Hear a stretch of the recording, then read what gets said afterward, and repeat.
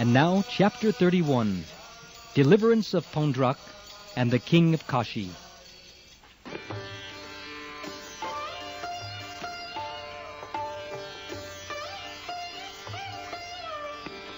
The story of King Paundraka is very interesting because there have always been many rascals and fools who have considered themselves God. Even in the presence of the Supreme Personality of Godhead, Krsna, there was such a foolish person. His name was Paundraka, and he wanted to declare himself God. While Lord Balaram was absent in Vrindavan, this King Paundraka, the king of the Krsna province, being foolish and puffed up, sent a messenger to Lord Krsna. Lord Krsna is accepted as the Supreme Personality of Godhead. But King Paundraka directly challenged Krsna through the messenger, who stated that Paundraka, not Krsna, was Vasudeva. In the present day, there are many foolish followers of such rascals. Similarly, in Paundraka's day, many foolish men accepted Paundraka as the Supreme Personality of Godhead. Because he could not estimate his own position, Paundraka falsely thought himself to be Lord Vasudeva.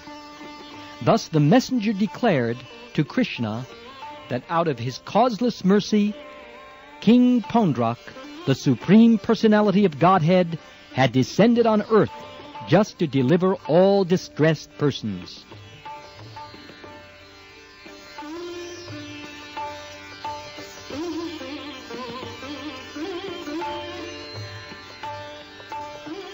Surrounded by many other foolish persons, this rascal Paundraka had actually concluded that he was Vasudeva, the Supreme Personality of Godhead.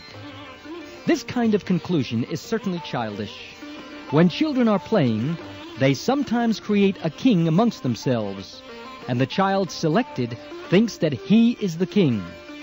Similarly, many foolish persons, due to ignorance, select another fool as God, and then the rascal considers himself God, as if God could be created by childish play or by the votes of men.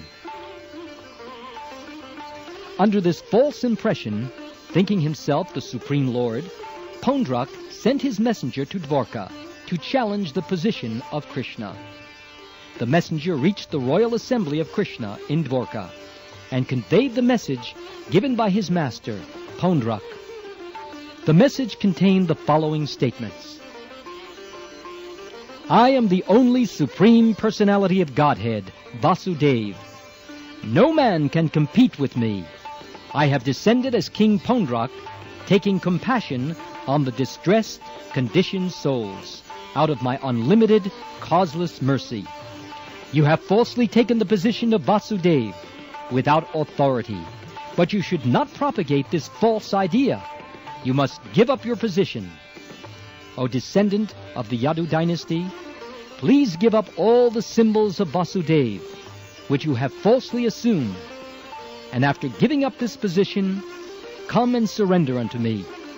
If out of your gross impudence you do not care for my words, then I challenge you to fight. I am inviting you to a battle in which the decision will be settled.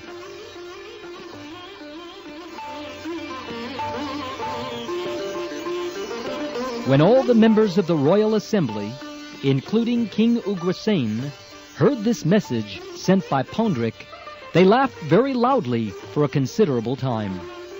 After enjoying the loud laughter of all the members of the assembly, Krsna replied to the messenger as follows. O messenger of Paundraka, you may carry my message to your master. He is a foolish rascal. I directly call him a rascal, and I refuse to follow his instructions. I shall never give up the symbols of Vasudeva, especially my disc. I shall use this disc to kill not only King Paundraka, but all his followers also. I shall destroy this Paundraka and his foolish associates, who merely constitute a society of cheaters and cheated. O foolish king, you will then have to conceal your face in disgrace, and when your head is severed from your body by my disc, it will be surrounded by meat-eating birds, like vultures, hawks and eagles. At that time, instead of becoming my shelter, as you have demanded, you will be subject to the mercy of these low-born birds. At that time, your body will be thrown to the dogs, who will eat it with great pleasure.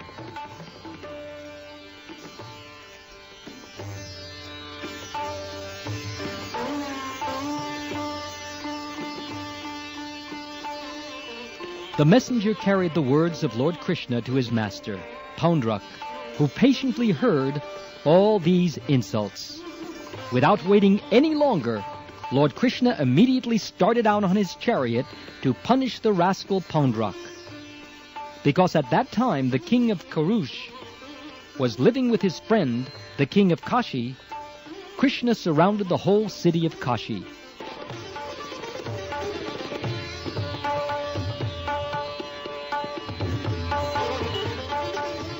King Paundraka was a great warrior, and as soon as he heard of Krishna's attack, he came out of the city with 2 Akshohini divisions of soldiers, over 400,000 strong. The king of Kashi was also a friend of King Paundraka, and he came out with 3 Akshohini divisions, or about 600,000 men. When the 2 kings came before Lord Krishna to oppose him, Krishna saw Paundraka face to face for the first time. Krishna saw that Paundraka had decorated himself with the symbols of the conch shell, disc, lotus, and club. He carried the Shanga bow, and on his chest was the insignia of Srivatsa. His neck was decorated with a false Kaustuba jewel, and he wore a flower garland in exact imitation of Lord Vasudeva. He was dressed in yellow silken garments, and the flag on his chariot carried the symbol of Garuda, exactly imitating Krishna's. He had a very valuable helmet on his head, and his earrings, like swordfish, glittered brilliantly. On the whole, however, his dress and makeup were clearly imitation. Anyone could understand that he was just like someone on stage playing the part of Vasudeva in false dress. When Lord Sri Krishna saw Paundraka imitating his posture and dress, he could not check his laughter, and thus he laughed with great satisfaction.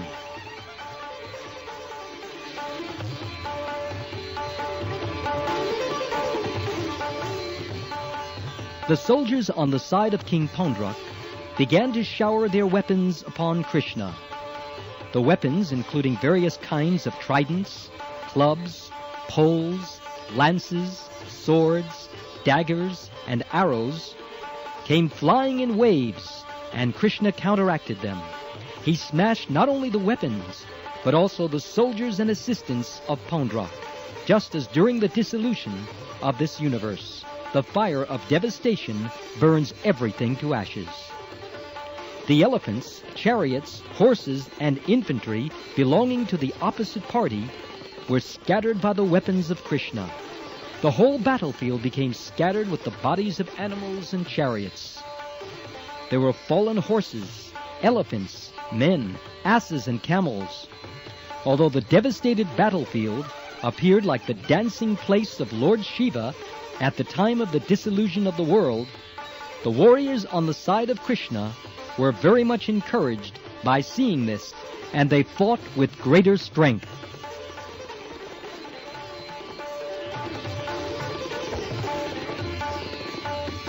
At this time, Lord Krishna told Paundraka, "Paundraka, you requested me to give up the symbols of Lord Vishnu, specifically my disc.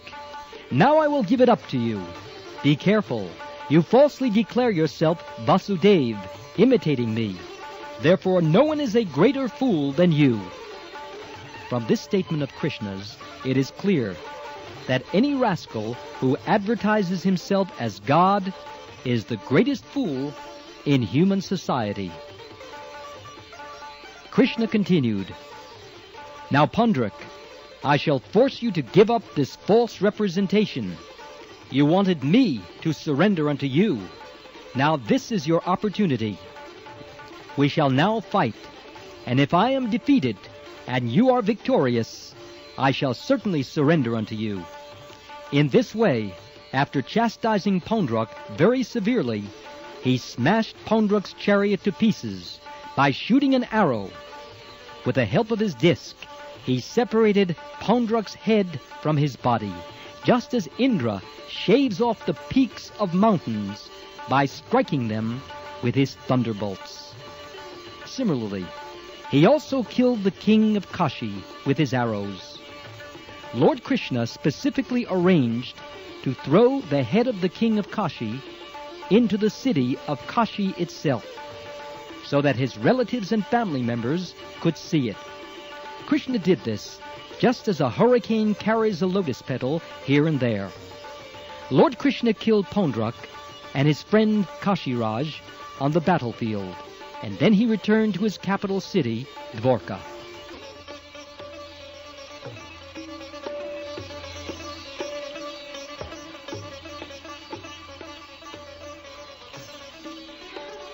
When Lord Krishna returned to the city of Dwarka, all the siddhas from the heavenly planets were singing the glories of the Lord.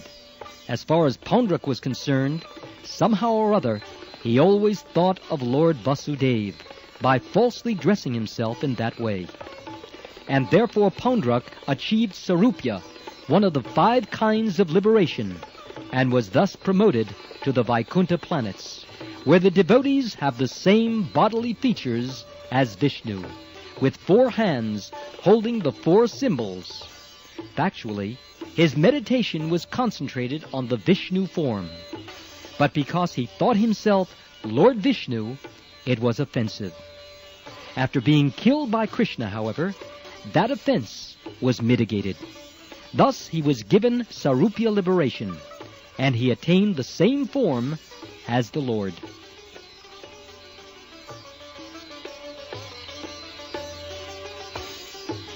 When the head of the king of Kashi was thrown to the city gate, people gathered and were astonished to see that wonderful thing. When they found out that there were earrings on it, they could understand that it was someone's head. They conjectured as to whose head it might be. Some thought it was Krishna's head, because Krishna was the enemy of Kashiraj, and they calculated that the king of Kashi might have thrown Krishna's head into the city so that the people might take pleasure in the enemies being killed. But they finally detected that the head was not Krishna's, but that of Kashiraj himself. When this was ascertained, the queens of the king of Kashi immediately approached and began to lament the death of their husband. "Our dear Lord," they cried, "upon your death, we have just become like dead bodies."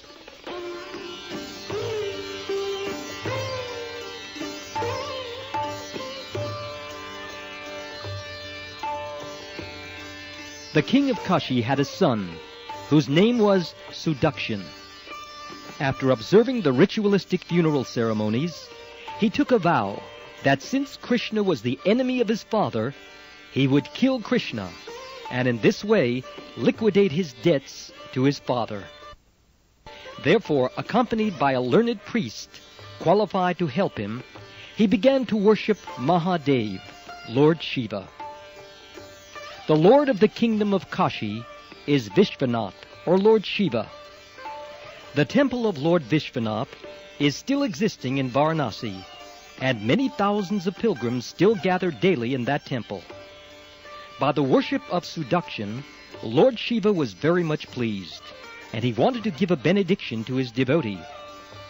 Sudakshan's purpose was to kill Krishna, and therefore he prayed for a specific power by which to kill him. Lord Shiva advised that Sudakshan, assisted by the Brahmins, execute the ritualistic ceremony for killing one's enemy. This ceremony is also mentioned in some of the tantras.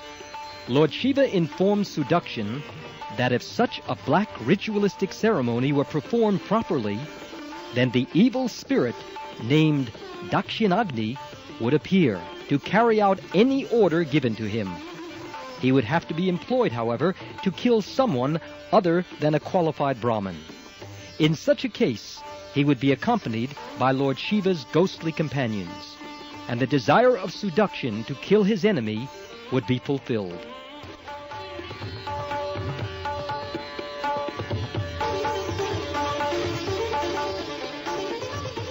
When seduction was encouraged by Lord Shiva in that way, he was sure that he would be able to kill Krsna. With a determined vow of austerity, he began to execute the black art of chanting mantras, assisted by the priests. After this, out of the fire came a great demoniac form, whose hair, beard, and mustache were exactly the color of hot copper. This form was very big and fierce. As the demon arose from the fire, cinders of fire emanated from the sockets of his eyes. The giant fiery demon appeared still more fierce due to the movements of his eyebrows. He exhibited long, sharp teeth, and sticking out his tongue, licked both sides of his lips. He was naked, and he carried a big trident, blazing like fire. After appearing from the fire of sacrifice, he stood wielding the trident in his hand. Instigated by seduction, the demon proceeded towards the capital city, Dvorka, with many hundreds of ghostly companions, and it appeared that he was going to burn all outer space to ashes. The surface of the earth trembled because of his striking steps.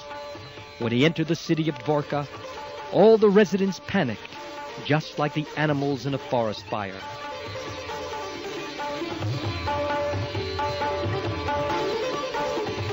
At that time, Krsna was playing chess in the Royal Assembly Council Hall. All the residents of Dvorka approached and addressed him.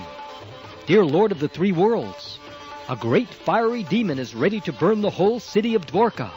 Please save us." Thus, after approaching Lord Krsna, all the inhabitants of Dvorka appealed to him for protection from the fiery demon who had just appeared in Dvorka to devastate the whole city.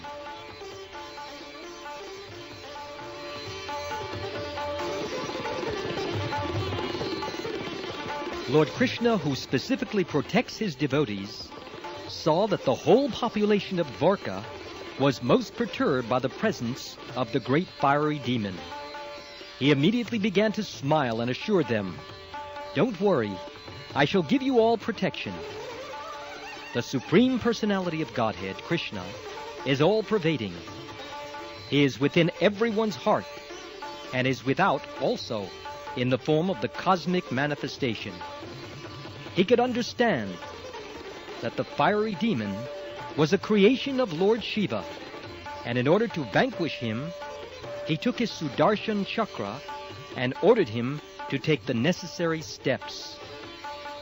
The Sudarshan chakra appeared with the effulgence of millions of suns, the heat being as powerful as the fire created at the end of the cosmic manifestation. By his own effulgence, the Sudarshan chakra began to illuminate the entire universe, on the surface of the earth as well as in outer space. Then the Sudarshan chakra began to freeze the fiery demon created by Lord Shiva. In this way, the fiery demon was checked by the Sudarshan chakra of Lord Krsna, and being defeated in his attempt to devastate the city of Dvorka, he turned back.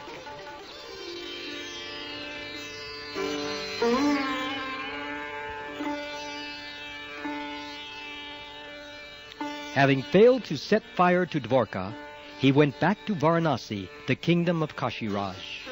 As a result of his return, all the priests who had helped instruct the black art of mantras, along with their employer's seduction, were burned to ashes by the glaring effulgence of the fiery demon.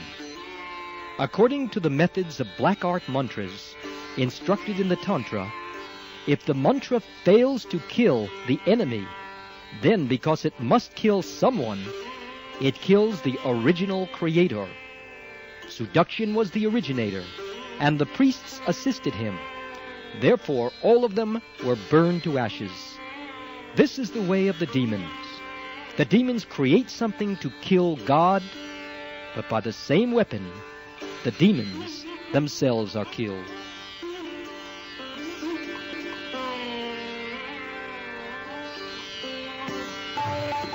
Following just behind the fiery demon, the Sudarshan Chakra also entered Varanasi. This city of Varanasi had been very opulent and great for a very long time. Even now, the city of Varanasi is opulent and famous, and it is one of the important cities of India.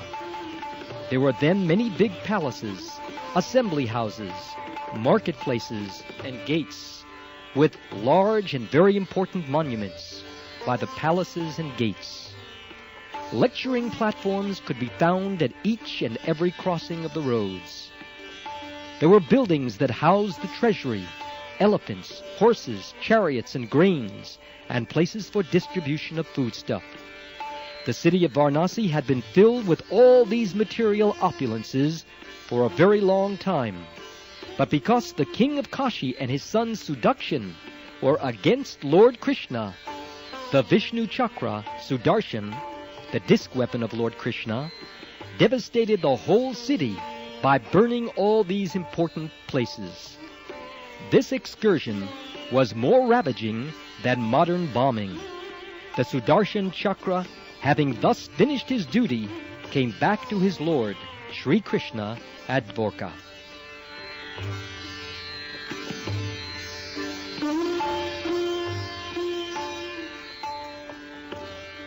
This narration of the devastation of Varanasi by Krishna's disc weapon, the Sudarshan Chakra, is transcendental and auspicious. Anyone who narrates or hears this story with faith and attention will be released from all reaction to sinful activities. This is the assurance of Shukdev Goswami, who narrated this story to Parikshit Maharaj. Thus ends the Bhaktivedanta purport of the second volume, 31st chapter of Krishna, Deliverance of Paundraka, and the King of Kashi.